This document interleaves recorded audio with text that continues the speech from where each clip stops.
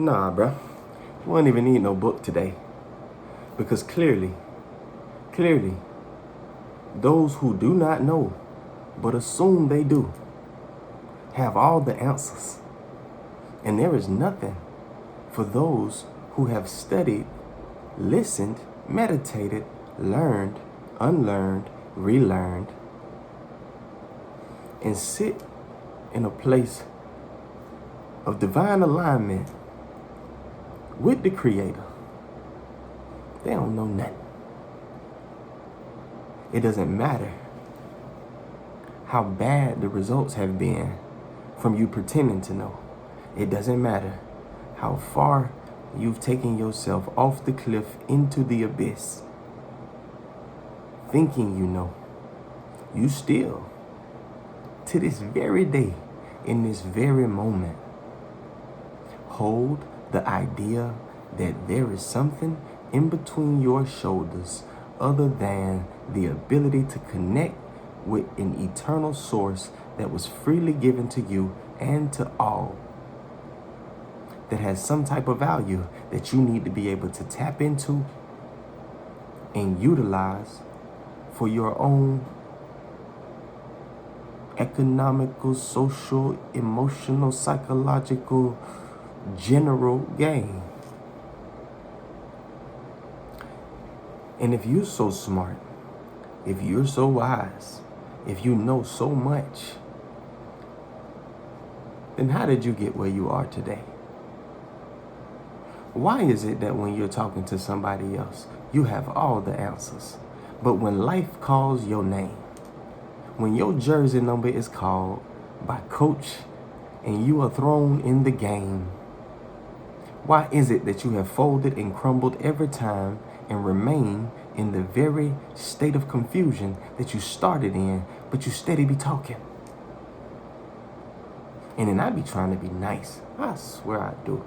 I be trying to be appropriate, whatever that means. I be trying to allow people around me to feel in the freedom of choice, whatever it is they would like to feel about me, about themselves, about the universe, about God, whatever. Feel how you want to feel, genuinely.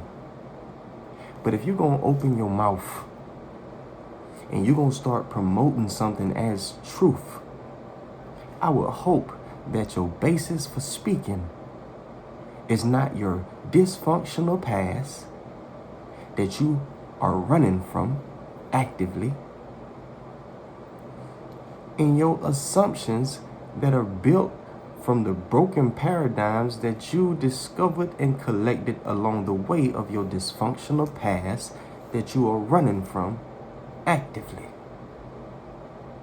So when you take those two things that you have inside of you to give, I hope that you shut your mouth and put your hands in your pocket and do not extend the dysfunction that is familiar to you only by experience, in ignorance of the true glory that you were designed for. Like, I'm tired of it. I'm tired of talking to people who know the script. You know everything to say. On a good day, you are Captain Save Everybody. You are the most delightful. You are Sunny D. You are sparking at every cylinder. You are glowing from ear to ear when people are playing your game and they are supplying what you think that you need to be okay. But the moment that something goes a way that you think shouldn't, the moment that somebody isn't there that you think should be, the moment that somebody is not adequately on standby for your crisis that you created, you crumble. You're broken. You need to find healing. You're recovering. You're trying to find something to soothe you. You done laid down behind a circumstance that you created in your head. That's crazy. They have places for people like you. And it's not podiums. It's not cameras. It's not beachside having a good time and posting about it and people celebrating you. That is not the place they have for people who are so split within themselves that they do things to themselves that they never realize they inflicted upon themselves and then blame on others as they suffer. But that's where a lot of y'all have landed. A lot of us are receiving attention for being broken because I'm broken in a way that you can relate to. So now the things that I say suit your agenda, so you come and partner with my content just to facilitate your own imaginary game against the imaginary competition that you have drawn in your head and have set against yourself and have decided you must beat. I ain't with it. Find somewhere else to hang out. Find somewhere else to promote your opinion. Find somewhere else to challenge the truth. Find somewhere else to create conversations from the illusionary base of knowledge that we have grown accustomed to from our experience around people who pretended to know and promoted false ideas, pretended to know and just repeated and recited, regurgitated the very things that they heard said before. If you don't know, shut up. If you're having a hard time, shut up. If you're identifying yourself as broken and needing to be healed, shut up. You have nothing to promote right now. There was nothing for you to say, not even you opening your mouth and declaring that you're broken, because even that's a lie. That's how you know you're broken. That's how you know you really need healing, when you're around here promoting the idea that you need healing. How can one created perfect, sustained by a perfect creator, with the perfect creator inside of themselves operate? Listen, there's no way for you to feel that you need to be healed unless you have lost sight of the truth of yourself. When you lose sight of your identity, then you need healing. What is it other than that we are saying we need healing from? What do you need healing from? What have I been healing from? What is everybody around you healing from or running from, other than the idea that their identity is based on something other than what thus said their creator? What else is it? What you past trauma? You talking about the past trauma that you would have never adopted as trauma or carried with you from the moment it happened up until now with your old self? Had you not lost sight of your identity through what the source and creator said you were? It was you. It was you. Like, I recognize you. It was you who partnered with that person who was ignorant and insecure, who partnered with you because in a moment they had a sensation on the inside of themselves that they identified as love, and they told you that. And you, being ignorant as they was, not knowing how to identify love, blindly followed right behind them, and you repeated right behind them under the impression that you were telling the truth, but not. Because when you said, I love you too, your I love you too really should have been, I really need you.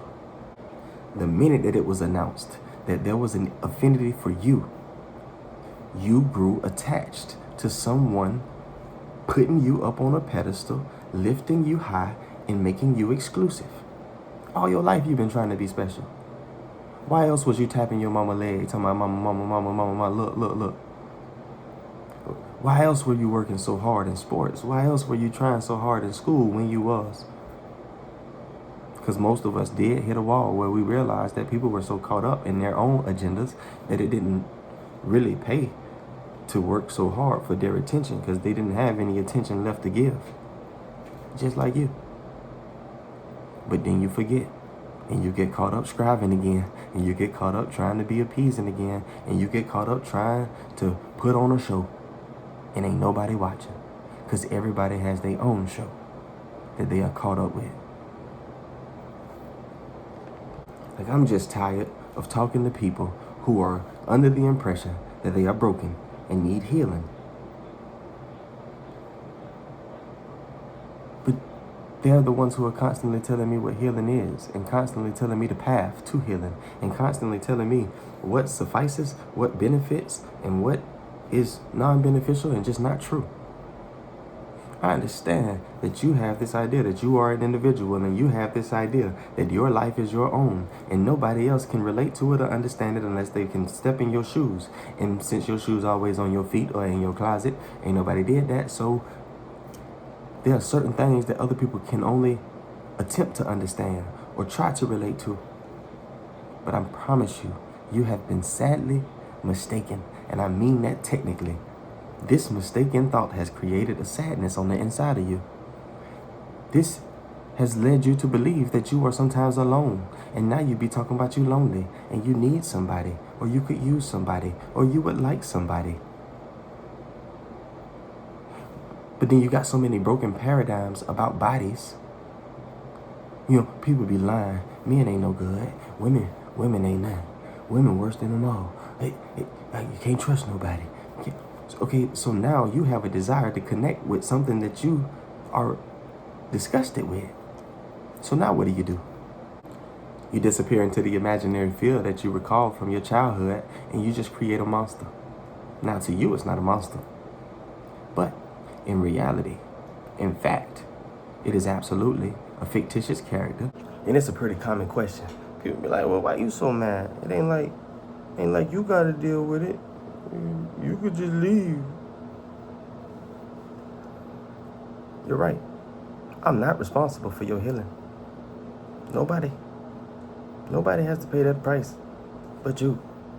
But clearly, you are unaware of just how much you make everybody around you pay for your dysfunction. Clearly, you are unaware of how often your emotions leak and ooze out on the people around you and become toxins for them to deal with, instead of just you. You act like you can contain and you can lock in all of the hate, resentment, and bitterness that you ain't dealt with yet, as you say you healing. You talking about you healing and you still be on Buddy's page. Like, how are you? You're healing and you watching her story every day. You're healing.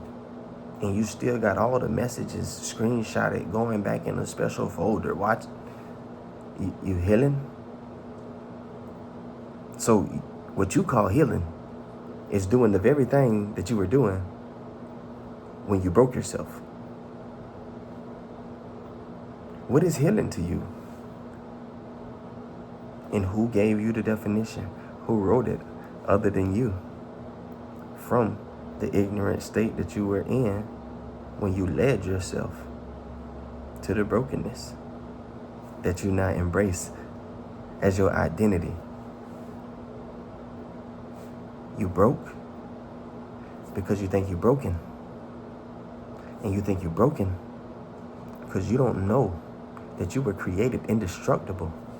And when somebody tries to tell you the truth of your identity and your origin, you got so many opinions that you can pinpoint to experiences in the dark that were all illusions, by the way, but you cherish them so much.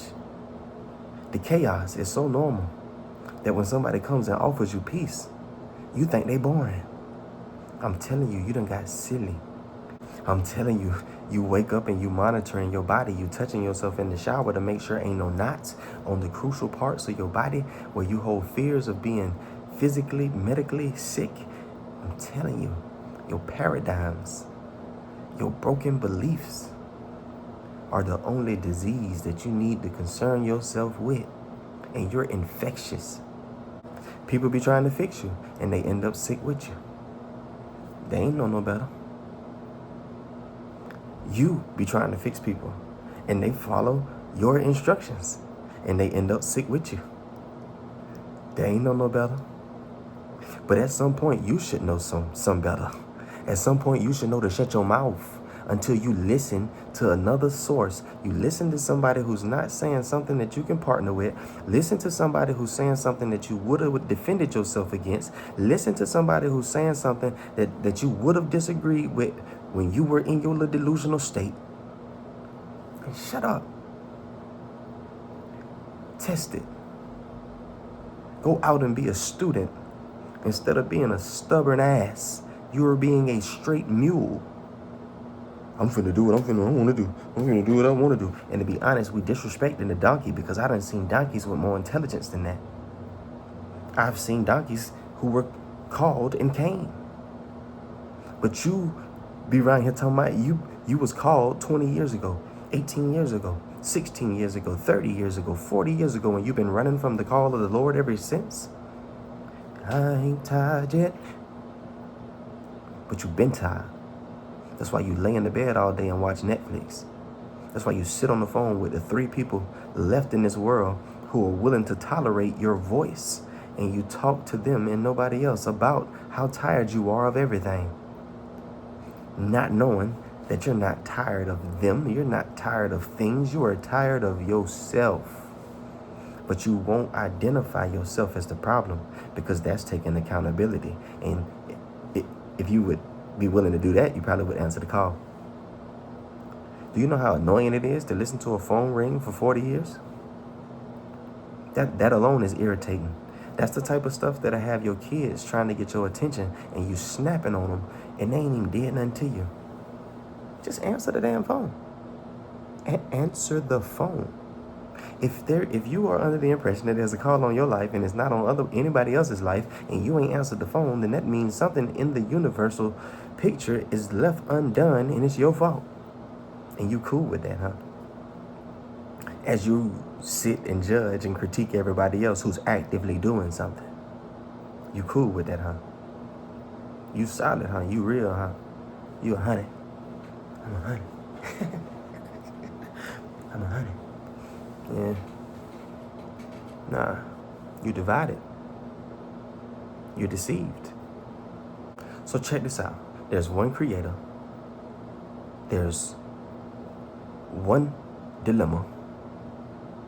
And the dilemma is you are under the impression and you partner with the impression that your identity is based on something other than what thus said your creator.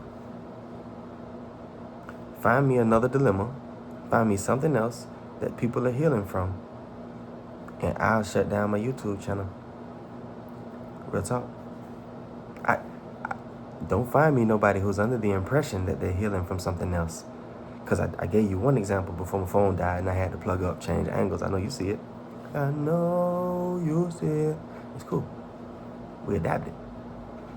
Find me somebody that's genuinely healing from something other than misidentification, lack of self-knowledge, lack of self-revelation. See, and you don't know my story.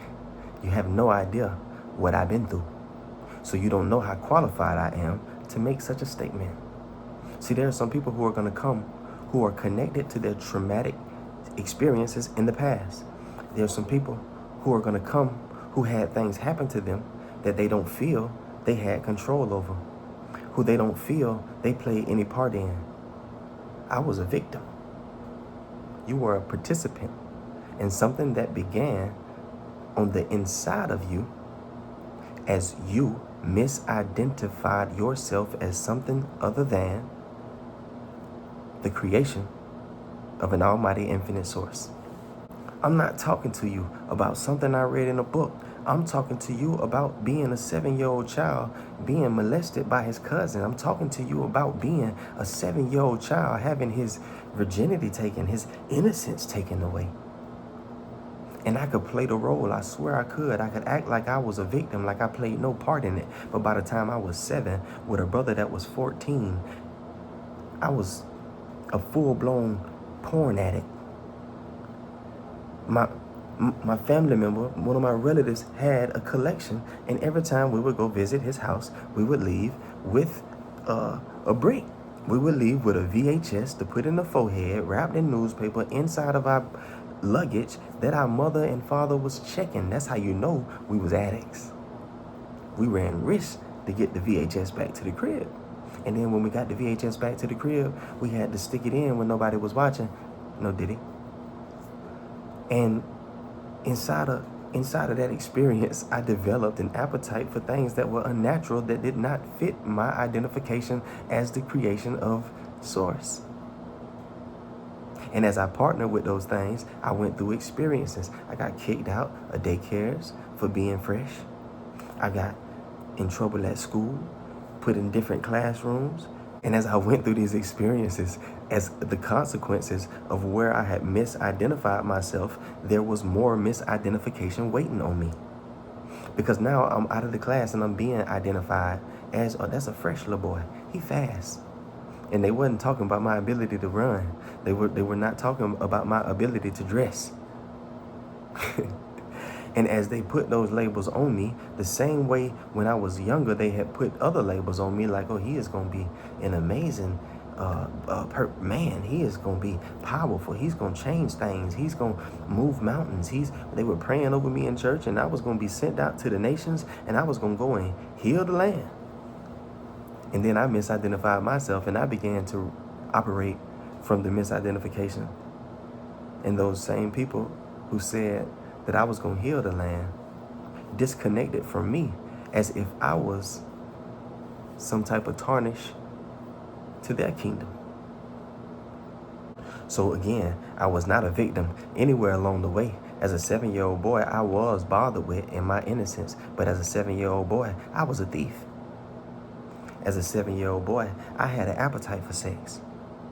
And as a 7-year-old boy, the universal design, the iron rod that operates the physical plane that we exist on, provided for me what I was attracting and calling to myself.